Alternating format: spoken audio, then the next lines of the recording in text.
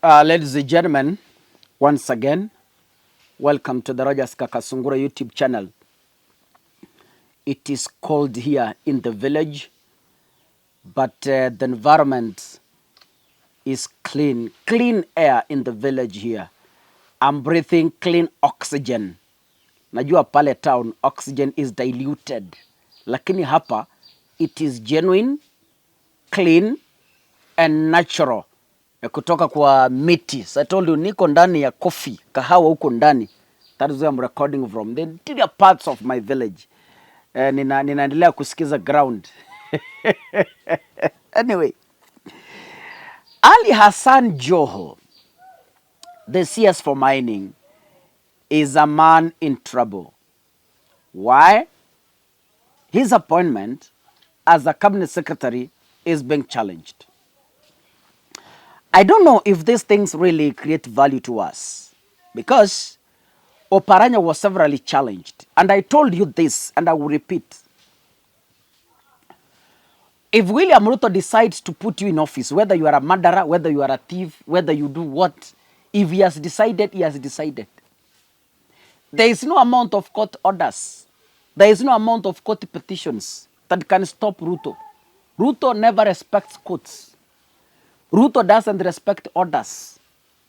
So, this is a waste of time. Let us focus on different things. But then, a Lego storm is now brewing over the appointment of Ali Hassan Joho, because a prominent human rights group has gone to court to challenge the appointment. And they are saying, according to the Human Rights Commission, it has accused Joho of gross misconduct. They are alleging his involvement in economic crimes, drug trafficking, and embezzlement of public funds during his tenure as the Mombasa governor. How many accusations? That. Actually 4. 1, gross misconduct. Number 2, drug trafficking.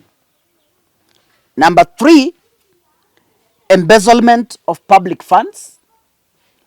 And 4, economic crimes. But will this make sense to William Ruto? Will this kick Joho out of the office?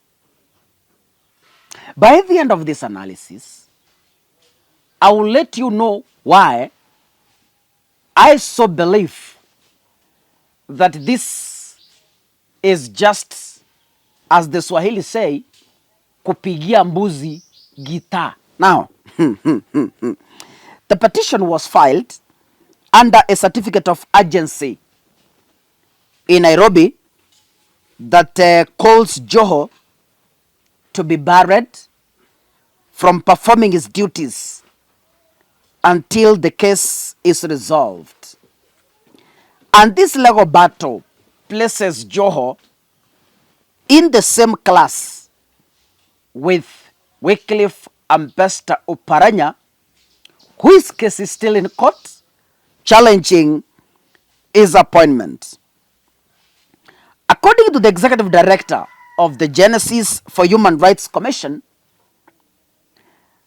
Joho's appointment as the Mining and Blue Economy Cabinet Secretary, he says, violates the Constitution.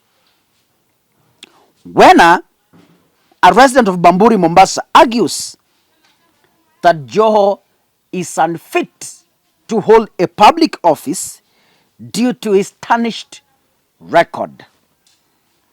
The affidavit that has already been submitted by Wena claims that the former governor's alleged criminal activities make him unsuitable for the role.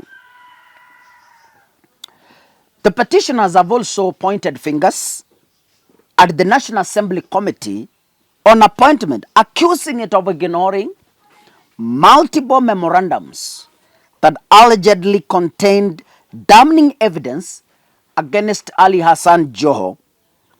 The memorandums, which detailed Joho's lack of academic qualifications and challenged criminal activities, were allegedly disregarded during his vetting process.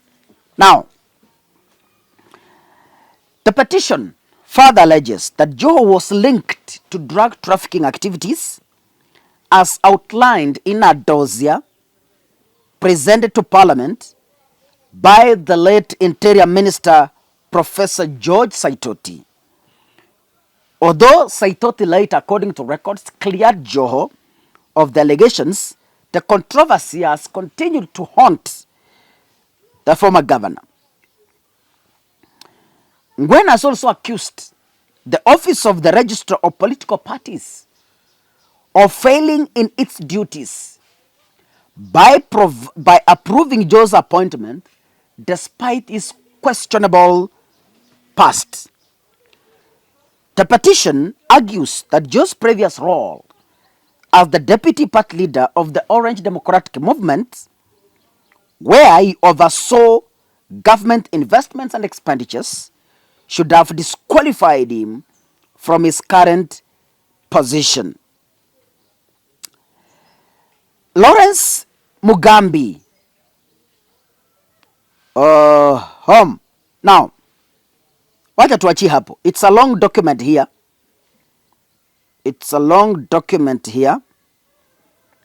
But Justice Lawrence Mugambi has now directed that the petition and accompanying application be served to all parties within 7 days. The respondents, including the Speaker of the National Assembly, the Committee on Appointments, the Ethics and Anti-Corruption Commission, the Commission for University Education, the Office of the Registrar of Political Parties, and the Attorney General have also been given 14 days to file their responses. Now, ladies and gentlemen, to my own view, let's now face the reality and stop beating around the bush. One, according to this document in possession, several memorandums were presented to the National Assembly, that is to the vetting committee, but they were totally ignored. In the case of Wycliffe Oparanya, memorandums were submitted to the vetting committee. All of them were ignored. A case was filed in court challenging his nomination. The EACC stood on the ground and clarified several instances, but then they were all ignored. Joho was appointed, Oparanya was appointed. After Oparanya was appointed, the case has been filed. Human rights have gone to court to challenge it. It has not brought any fruits on the table. Joho, memorandums were ignored. He was vetted. He was approved.